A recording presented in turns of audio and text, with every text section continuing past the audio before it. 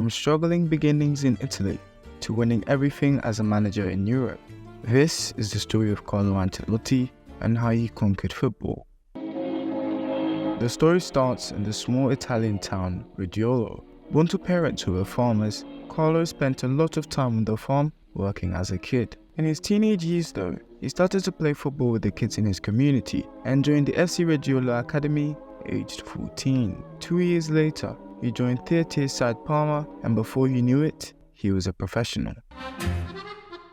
Carlo Ancelotti played as a traditional midfielder in a 4-3-3, known for his ability to play from box to box, scoring 13 times in 55 appearances for Parma and helping the side to gain promotion in only his second year at the club. This caught the eye of first division side Roma, who signed him for €620,000. He scored 12 goals in 171 appearances for the side, winning the Serie A title as well as the Coppa Italia 4 times during his 8-year stint at the club. This earned him a move to European giant AC Milan, playing under Arrigo Sacchi, one of football's greatest managers at the time. During this time, Carlo learned a lot about the game of football, how tactics work, and how to win at the highest level of the sport. He played over 100 games for the club and won 7 titles, including the Serie A and the European Cup both twice. Carlo was also a regular for the Italian national team, playing in 2 World Cups, but unfortunately, he didn't win any silverware.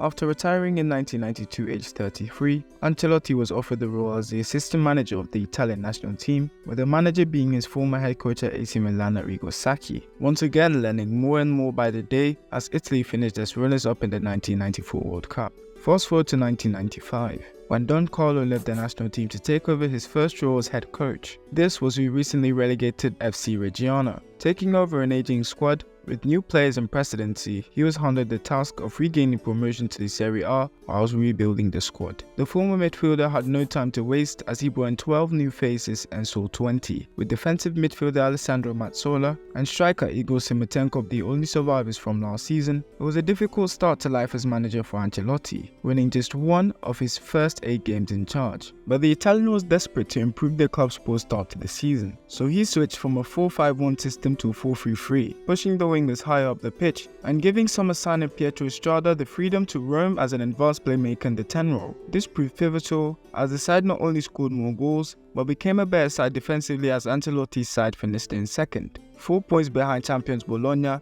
securing promotion to the Serie A. Following his successful first season as manager, Ancelotti was given the job at Parma, who had recently enjoyed a lot of domestic and continental success under previous manager Nevio Scala. Containing several promising players such as a young Gigi Buffon and Fabio Cannavaro, Carlo was dealing with an exciting squad. He didn't exactly replicate that with his 4-4-2 formation, but with some new faces coming in, the team was ready to challenge for the Serie A title. They started the season well, scoring a lot of goals with creative forwards Gianfranco Zola and Hristo Stoichkov up top. They would leave the club in January though, but they were quickly replaced with Hernan Crespo and Enrico Chiesa, who didn't fail to make an impact as Parma finished second in the league, qualifying for the Champions Cup. The following season was quite underwhelming though, as Ancelotti was only able to lead his side to a 6th place finish, as well as taking his team to the first round of the Champions League, where they were knocked out, leading to his sacking at the end of the season.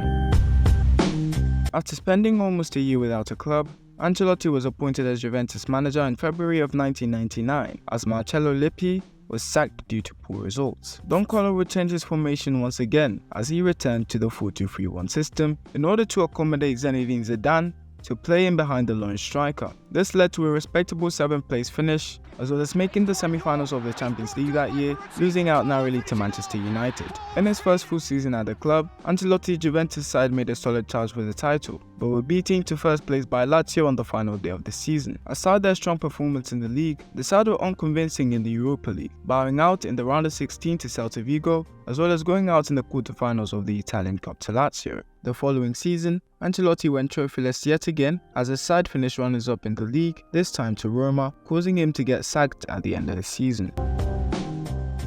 After poor stints at Juventus and Parma, Carlo Ancelotti was later given the AC Milan job in November 2001 by Silvio Berlusconi, the club's president. The Milan team boasted some incredible talents, such as Andriy Shevchenko, Paolo Maldini, and an upcoming Andrea Pirlo. So much pressure was on the Italian to win his first piece of silver at the club. He didn't have the best of first seasons at the San Siro though, but remember that Don Carlo was still finding his feet in management, so AC Milan president Silvio Berlusconi was still willing to give him some time to gel with the players and find his rhythm, although he still criticized the Italian manager for his defensive tactical style. The following season saw him put faith in Brazilian keeper Dida, as well as converting Andrea Pirlo to a more defensive playmaker role, with either Rui Costa or Rivaldo playing as the 10 in a 4-3-1-2 or 4-1-2-1-2 system. AC Milan started to dominate in Europe, winning both the Coppa Italia and the Champions League, beating Juventus in a thrilling final. The signing of Brazilian midfielder Kaká, as well as having one of the best back fours in Europe, meant AC Milan were favourites to win the Serie A in the 2003-2004 season, and they did exactly that by winning the Scudetto plus the UEFA Super Cup. For the next 2 seasons, Ancelotti's Milan side finished second in the league, losing out to Juventus on both occasions. In 2005 though, Ancelotti led his side to the Champions League final where they faced Liverpool. They went 3-0 up in the first half, but Liverpool replied in the second, scoring 3 goals of their own and 1 on penalties. Devastating for the Rossoneri, but it made Carlo Ancelotti the man he is today, as throughout the next decade, he would go on to destroy the European leagues.